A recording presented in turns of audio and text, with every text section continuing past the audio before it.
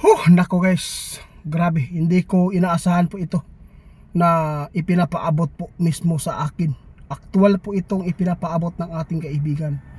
Hindi lang po ito ipinapaabot sa atin, kundi pati yung mga tao na nag-request kung totoo po ba talaga na hindi na po ba safety ang mga businessman dito na mga ibang lahi.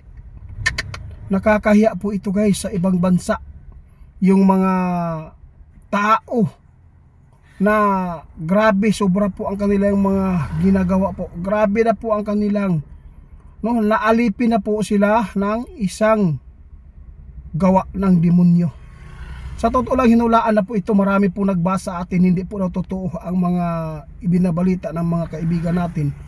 Fake news daw. Ngayon, nag-viral na po, umabot na sa Amerika, saan man sulok ng mundo ngayon. Ang Pilipinas ay nakakahiya na dahil sa daming mga kidnapping nagaganap at pinapatay pa ito.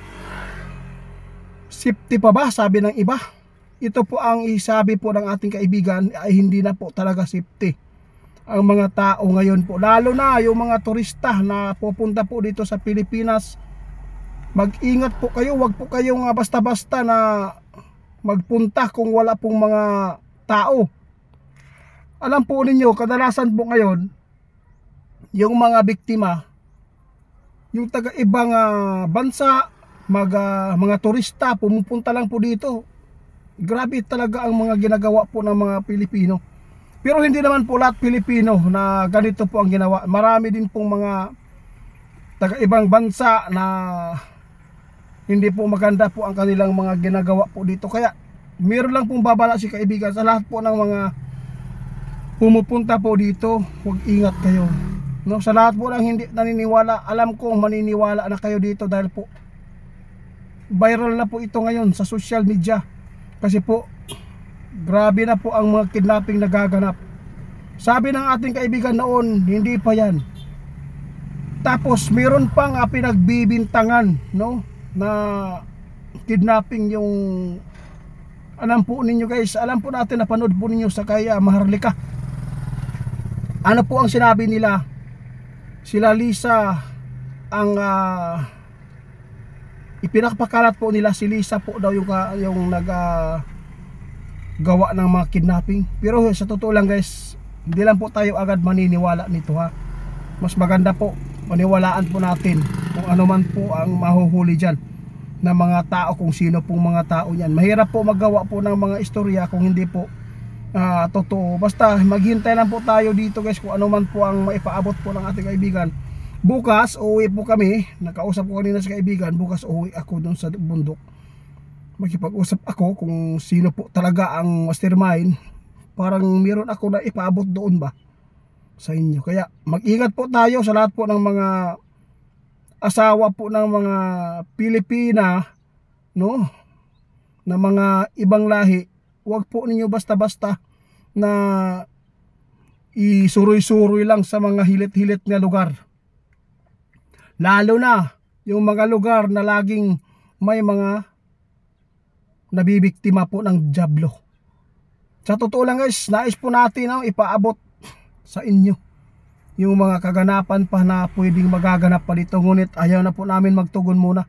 Kaya nagpapasalamat ako sa nag-request nito, na sila po mismo yung nagsabi, grabe ito, tama pala, hindi pala fake news yung ipinapaabot ng inyong kaibigan. Dahil po ay nakikita po namin lahat po ng sinasabi nila. Yung helicopter guys, grabe, isang linggo pa yan, sinabi ng ating kaibigan na may babagsak. Di ba, bumagsak, mayroon bumagsak na helicopter, grabe. Ngayon naman ay nakikita ng ating kaibigan na hindi po maganda po ngayon ang mga turista, mga pumupunta po. Hindi po ito pananakot ha. Kitang kita po ninyo, ilang turista na po ang pinatay po dito sa atin, dito sa Pilipinas. Nakakahiya po ito ating bansa. Kasi po ang ginagawa nila sobra ng demonyo. Demonyo po talaga yan. Napakasikip isipin, tayo ang pinili, tayong inaasahan ng Diyos para po ay bumawi Ngunit mas pinili nila na gumawa ng kasamaan. Kaya ngayon, ang aming babala, nakausap natin si kaibigan, na sana wag po kayong magkampante, hindi lang po tayo ibang lahi, pati na rin yung mga inosenteng tao. Dahil po sa dami na pong gumagamit ng droga, dahil sa bisyo guys, nagagawa po nila yung krimen. Yun po ang totoo. Mag-ingat po tayong lahat na sana hindi tayo mabibiktima. Sana ingatan po tayo lagi ng Panginoon. Naipaabot ko ito guys dahil po marami nagtatanong kung safety pa ba ang Pilipinas, lalo na po ang kanilang mga asawa kung magbi-business po dito. Safety ka kung mag-ingat ka, tapos hindi ka lang magpapabaya, hindi ka lang punta ng punta kung saan pong lugar. Alam po ninyo, hindi po yan ninyo maitatago kung ano po ang hitsura po ng taga-ibang lahi. Kasi iba po siya sa Pilipino. Yun po ang totoo. Masisilip at masisilip yan. Kaya mag-ingat po tayo lagi. Yun po ang ipinapaabot ng ating kaibigan ngayon. Kaya nagapaabot ako dahil po sa nakita natin na mga ipinapaabot sa atin. Kasi meron pong nagpaabot sa atin, meron po daw mga dito ngayon, si Remulla yata, maggawa sila ng kanilang anong tawag dito, yung batas siguro nila na para sa anti-kidnapping, kaya ngayon pa nila ipinapaabot dahil po sa dami ng nabiktima.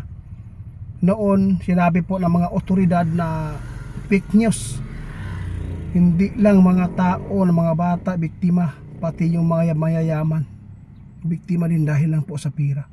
Kaya ngayon dapat po niyong tandaan, hindi man ito pananakot, hindi po ito pananakot, dahil lang po namin na maingatan kayo, hindi kayo mapapahamak. Okay lang po yung mga tao mapapahamak, yung mga drug pusher o nagbibinta ng droga, yun po okay lang po yan pag sila ang mapapahamak, kaysa yung mga tao na mga mabuting pakay po dito sa atin para lang po makatulong din po sa mga tao na nangangailangan sa atin. Dapat po talaga ipagdasal po natin lagi guys, dili naging maayo ang ato ang bansa. Nakakahiya na ito. Noong si Duterte yung namumuno guys, wala kayong makukuhang kidnapping, wala. Kung meron man siguro 2, 3, yun lang. Pero ngayon grabe na, ang masakit na po dito sa social media, ipinakarat po nila yung pamumuno ng kidnapping, yung asawa pa ng ating president. Yung di po pwede po yan, kasi pwede kang makasuhan po yan. Salamat po sa inyo guys sa inyong pag-suporta sa amin.